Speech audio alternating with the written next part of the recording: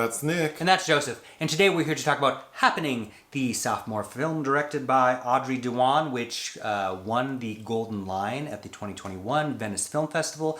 IFC Films is releasing it May 6th, 2022. Strangely, the week where we found out Roe versus Wade most likely will be overturned in the United States.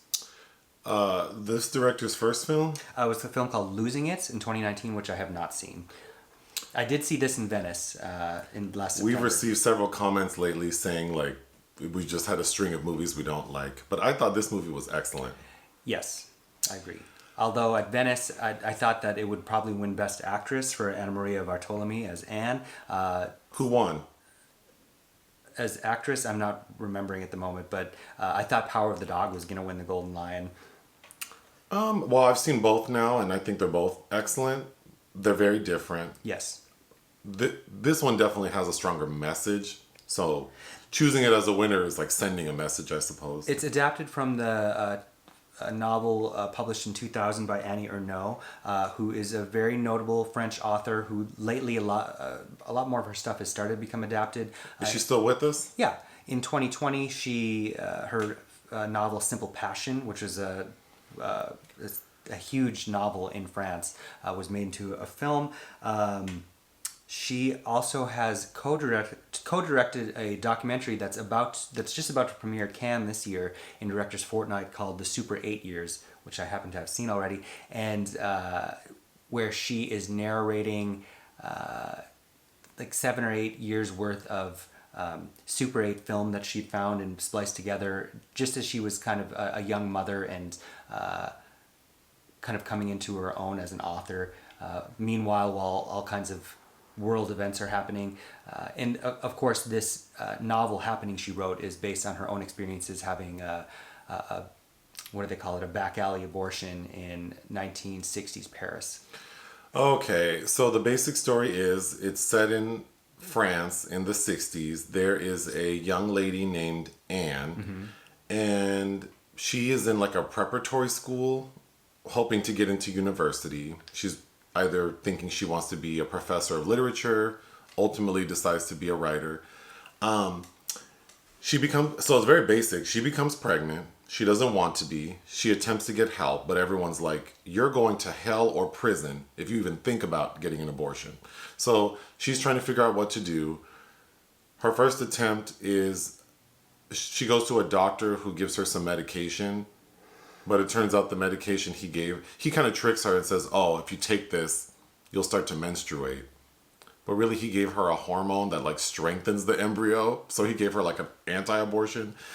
So then she attempts an abortion on herself with some damn crochet needles. Then she goes to see an abortionist, like some illegal practice. The woman performs it, but it doesn't work. So she goes back like, you need to do it again. The lady does. This time it's effective. We can talk about the scene where she actually loses the baby.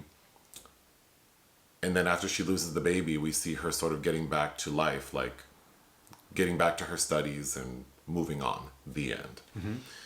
Ooh, let me grab my notes. I was quite emotional. It's a very powerful story. It's timely. Yeah. So that adds to it. But the first thing I want to say is I really appreciated, first we reviewed that movie Call Jane with Segovia Weaver, and I did enjoy that movie well enough. It definitely felt like sort of like a Hallmark version of a movie that was probably meant to be more universal and more palatable. So I appreciate it for that. But this one, I really liked that we didn't get a lot of background on how, when, what, why all this happened. Because really it doesn't matter. And I always reference the web series Got to Be Real, which I know a lot of people don't know. But there's a scene where Aretha Franklin sues Patti LaBelle, and then a reporter asks her, why did you sue her? And Aretha says, it's not about why I sued her, it's the fact that I did. And I always think about that in certain situations like this, where this young lady, she is pregnant and she doesn't want to be. The end. Yeah. Like, how can she get help? Whatever that help might be, whether it's adoption, financial support if she chooses to have it, or terminate it, whatever. So number one. Number two, it doesn't matter. It just doesn't matter how she ended up in this predicament. So I like that it's not the product of like sexual assault, or that she was very emotionally attached to this man who, it doesn't matter. So I like that the story focused on that. It's very much more of about how she would be trapped if she had this child. And really the most background we get is about her family, specifically her mom, and kind of like how she doesn't want to end up like her mom and not being able to pursue her dreams because she's saddled with a child that she doesn't want or is not ready for, whatever. I really liked that. I really liked that, and I think what made me so emotional is watching this young person sort of navigate this thing by herself. I think so. Yeah, that's important because a lot of these abortion films dealing with that, almost always there's somebody there to help them. Even you haven't seen, this is very close in tone to something like Never, Rarely, Sometimes, Always from 2020, directed by Eliza Hittman, which is I also highly recommend. But even, you know, she had a friend along with her. This, as a queer person, really resonated with me because she has to navigate this medical system that is not helpful. Not helpful. Not compassionate. And yeah, really doing that yourself, and the kind of just the trauma of that itself is. Yeah, I mean, we could talk about we'll talk about it on the podcast. I don't want to talk about abortion in length outside of this movie in this video, but I just feel like whether or not a person agrees with what she wanted to do, first of all, who cares what you believe about this girl, you know, like this character or a real person, but just witnessing the fear and the frustration, and also like it really resonates with me how one decision or one mistake or can really alter the trajectory of a person's life. And you know, to look back on my life and think about things I did that I wish I hadn't done and how they affected my life in a way that maybe I'm not happy with, versus and not knowing that it would have that impact, versus like a young person like this character knowing that if this thing happens, like it's gonna ruin my life or change my life in a way I don't want it to. That it's in itself is very powerful. Well, I like how she put it to her teacher, played by Pio Marmé. She had an affliction that only women get, that turns women into housewives. Oh, because her school, obviously she's super distracted, and the film is set up like weeks into the pregnancy, so like 3 weeks, 4, 6, 7, 10, and she has the final abortion at 10 weeks. But is it 12? Or is it 12? Okay. But of course, throughout this period, she's distracted at school, and with one professor in particular, we see that he's really disappointed because he tells her, I thought you could have, like, you're special, you could have been a professor, and now you're just like, whatever. So then, after it's done, she goes back to him asking, like, can I? And then he says what he said, or she says what you said. But I can just go through my notes. So we don't see... It's not clear who she's pregnant by. Initially, like the opening scene is her out with friends at like a bar or something, or a party, and she's talking to this guy, and then we cut to her checking her panties like 3 weeks in. So of course, as the audience, we're assuming like she's like her period hasn't come yet, so she's concerned. But we find out ultimately that man we saw in the beginning is not who got her pregnant. And again, I really liked that. Like, it doesn't matter who, how, what, but I just kept thinking, like, I can't imagine like the stress of like your period not coming and then thinking you might be pregnant and just being afraid. And what are you gonna do? Yeah, you're not prepared. Which kind of, like you said, being a queer person or gay male, and in the, you know, starting being sexually active in the 90s, and then taking like an HIV test. And then back then I had to wait like 2 weeks to get the results. And for 2 weeks just being so scared. So in my mind, I liken it to a person who is afraid they may be pregnant and doesn't want to be. A scene that really made me feel a way is Anne she's like in a dorm sort of situation. So it's like group showers. And she has to, I wrote down like, taking group showers when your body's changing, or you're not comfortable with your body, or you don't want to know, like, or you don't want people to know that something, that really made me tense. And then there is a point where one of the girls confronts her in the shower because all the girls, she's been made out to seem like a slut, a loose caboose. And then... Because she's a free thinker, basically. So there's a confrontation where all the girls are in the shower, they're nude, and one of the girls goes, "What's that?" Like a mark on her body. Like, "Oh, you must have syphilis. We know what you do." And it's like, bitch. Well, even her own two friends, her own two little buddies, one of them, Helene, played by Luana Barjami, who was the maid in in Portrait of a Lady on Fire, they are judgmental in strange ways. They tell her, like, don't you even think about talking about this. Not in strange ways, in ways that women were conditioned that you have to think. Like these are the prescribed roles for you, and this is what sex is like. And then if you the one who seems to have hot drawers, and she says she's the most knowledgeable virgin on the planet or something, and she basically masturbates with a pillow in front of her two friends. But it turns out both of them are actually having sex, so they're just kind of watching. Well, that's an important thing because I think the one friend who's saying like she knows a lot about sex even though she hasn't had it. There's like a scene where she demonstrates how to masturbate. They're so critical of her because they're scared, but then after they know that she's going through this, they admit to her like the one is like, "Girl, I had this old man fucking me for an entire summer, like everywhere, in the kitchen, in the cabinets, and the thing." So, but but I never got pregnant. And then the other one is like telling her, "Yeah, I'm a tease, blah blah blah blah," and then but then knowing that, but you know what it made me think of? What's the thing we watched where the one lady hasn't? Oh. Now I feel stupid. The Real World Homecoming. Well, I didn't watch LA.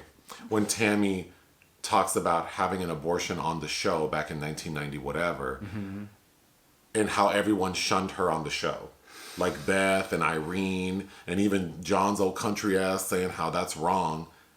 And then she comes back 30 years later, or 20 whatever years later, and is talking about it. And these bitches are like, "Oh yeah, we had abortions too."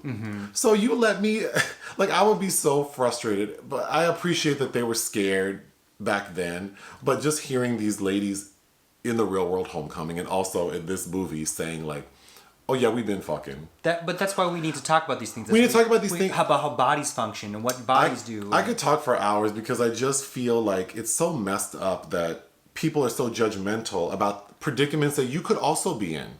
Like, getting a DUI is like, well, everyone drinks and then gets in a car sometime afterwards, right? Everyone goes to dinner and has a glass of wine. Not everyone, but it happens a lot. And not everyone gets pulled over. And then when you know someone who does, it's like, "Oh, tisk, tisk, tisk, how could you?" Like, okay. Or how could you be pregnant and then want to get an abortion? I mean, everyone's having sex. So it's just so weird. Yes, but we treat women like they're not supposed to have sex or enjoy it. But even so, then we were talking about even how other women, like her friends and the other girls, it's like, well, if I could read minds and just take a survey of like how many women who are judgmental in that way have become pregnant by a man who they felt obligated to marry, and then they had the baby and raised a family with this man, and if they would honestly say, "I didn't want that man or that baby. But I felt like I couldn't. So here I am. And then now I'm having to make myself feel like I'm so happy about my life. And I'm going to judge every other bitch who doesn't do what I do." I know that sounds whatever, but I just think it's funny. This is set in 1963, and it's like, oh, well, joke's on us. This is 2023. Okay, so then there are two really difficult scenes to watch, which are the abortion scenes. The first one, that poor girl... Is she at home or in her dorm room? I think she's at home. She's taking her mother's... Oh, can we talk about her mom? Because I recognize her from an Isabelle Huppert movie. Sandrine Bonnaire, who is a very notable actress all on her own. Yes, you recognize her from La Cérémonie. Anyway, she's at home. She's a mom.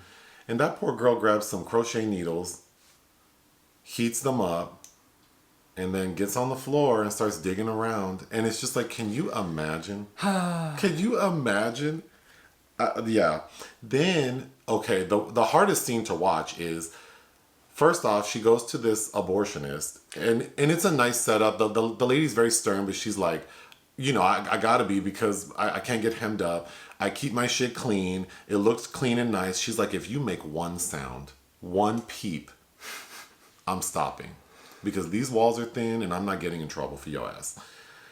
So that poor girl has to lay on that table and let this woman take these hot ass instruments and just dig around in there. And then she does sort of like make sounds like she's clearly in pain, like twice. And the look that lady gives her is like, oh my God. That actor, I love that actress, Anna Mugalalis. Her voice, oh my God. She's pretty exceptional. She's got, I haven't seen her in anything for a while, but if I love her in Zan Cassavetes' Kiss the Damned, and she plays Coco Chanel in the film Coco Chanel and Igor Stravinsky, which I believe Stravinsky is played by Mads Mikkelsen. Definitely worth seeing. But anyway, of course, that scene's hard to watch. But the abortion doesn't take. She goes back, and the lady agrees to do it, but tells her there's like a lot of risk. She's like, we shouldn't. She goes, we shouldn't do it. But we don't see her do it the second time, the second time by that lady. But then, sometime later, we can see that Anne is very sick. She's in her dorm room. She's very sick, and then she goes to the toilet, and these are like group toilets. And that poor girl is sitting on this toilet, and you hear a literally plop, and you know what it is. And I was just like, I can't believe like that this poor girl has to go through this like this. And then one of the other girls in the dorm room who doesn't like her and has been mean to her happens to see her struggling and is in the bathroom with her. And then when the baby plops into the fucking toilet, she has to cut the umbilical cord. So she tells this girl she doesn't even like, you need to grab some scissors and help me. I was very emotional about that. Yeah, that's hard. It's hard. And then because really at its core, it's like, it was just so hard to watch because like there should be compassion for we should be compassionate. Well, and also we need to be aware of what other people have to go through, and we have to give a damn about things that don't apply to just us. Well, and it's like, again, I don't want to go on and on about this, but I just think like people's beliefs are like personal. Like you can have your beliefs and that's fine. If you don't want to have an abortion, if you don't believe in gay marriage, then don't marry a gay person. Like, I mean, it's just, but that's for yourself. You can marry a gay person, just not the same sex as you. Right. Yeah, I said it incorrectly. But it's like, we still need to have compassion for people. Yes. You can still not do the things you don't believe in, but it's like, and then watching this girl help her, and I think it made me think that I've encountered a lot of people who seemed homophobic or transphobic or racist, and then when they were confronted with those things, it helped them understand like I've known people who clearly did not like gay people, and then after getting to know, like they've told me that, and then after getting to know me and realizing like I'm not a monster or a creep or a pervert, well, to them, then they warmed up to me. And I kind of thought, that girl witnessing this thing in front of this woman, or the classmate who witnessed this Olivia thing, the look in her face was like she understood that this is something that shouldn't have to happen this way. Yeah. And they make a point to show them exchanging a glance in the hallway later, which I think was really well done. Olivia, and again, Olivia may still not believe in it, but it's like you don't have to believe in it. You need to understand that this needs to be an option for other people, and they shouldn't have to do it this way. So I think the way the story is told is exceptional. Olivia's played by Louise Chevalot, who you just saw as Charlotte Rampling's daughter in Benedetta, who gets killed. And that abortion scene rivals, I think, 4 months, 3 weeks, and 2 days, the Romanian film by Christian Mungiu, which you haven't seen, but that is also worth a look. What else you got? The cast is really impressive, with Mugalalis and Bonnaire, Fabrizio Rangione, who's in several Dardenne brothers films, including 2 Days, 1 Night, and A Kid on a Bike. He's the doctor that's kind of sympathetic to her, but won't really help her. I think that the adaptation is very well done by Marcia Romano, and they have stuff in there, that little bits that are interesting to me. That there's the classmates are discussing the difference between Sartre and Camus, which I like. Kacey Mottet Klein, who was also a child actor that grew up doing in Ursula Meyer's first couple of films. He plays Jean, the kid that ultimately leads her to the abortionist, her male friend, that also tries to take advantage of her. He tries to have sex with her, and then because she confides in him she's pregnant, and she asks, like, do you know someone who can help me? And he's like, oh, absolutely not. But ultimately he does. But he likes her sexually, and when he finds out she's pregnant, he makes a move on her and says, well, you're already pregnant, so what's the harm? Which is but then she does. Such a creep move. She subsequently, like the next scene is her going out, and there's another gentleman, the fireman, that's been eyeing her up, who wants to have sex with her, and she does. Mm-hmm. And I just thought, that was interesting because it's like, well, choices, Yeah, but I also like that she was still choosing pleasure. She was still choosing life. Well, of course you would like that. Moment. Well, no, I'm not against it. I'm just saying it was very interesting. Yeah, you have to kind of move on. Yeah. And she was doing what she wanted to do. Well, you don't need to be martyred for making a mistake either. Anamaria Vartolomei, who plays Anne, I think it's interesting. Her debut was in My Little Princess in 2011, and directed by Eva Ionesco, which starred Isabelle Huppert as her mother. And that is a film. Ionesco's mother very infamously took pictures of her when she was a small child, like nude pictures that were published. Oh. It was very infamous. And so I find it interesting that Vartolomei has now been in 2 films that are based on 2 women's very traumatic, strenuous experiences in childhood. What else you got? That's about it. I mean, I would call this kind of neo-realism. It was shot by Laurent Tanguy. It looks, it's kind of no frills. No, really. no. It's just very... It doesn't need to be. No, it's just very straightforward, which I also really like about that, and I think is reminiscent of the Eliza Hittman film. What would you give it? I would give it 4 out of 5. I think if the film you should be seeing this weekend is Happening over Doctor Strange, but here we are. Well, I agree, yeah. Well, it's a hard thing to sit through, though, and Yeah. it's not for kids. Well, you could show a kid, actually. I think it's very... Take your teenagers. Well, Audrey Diwan, when she first was going to production on this, made a statement that this novel was very important to her, and I imagine that it probably is to a lot of women. And I think the importance of the film and it winning the accolade that it did forces a spotlight on it that is still very, unfortunately, necessary. I would give it 4 out of 5. Anything else? No. Listen to our podcast. Bye.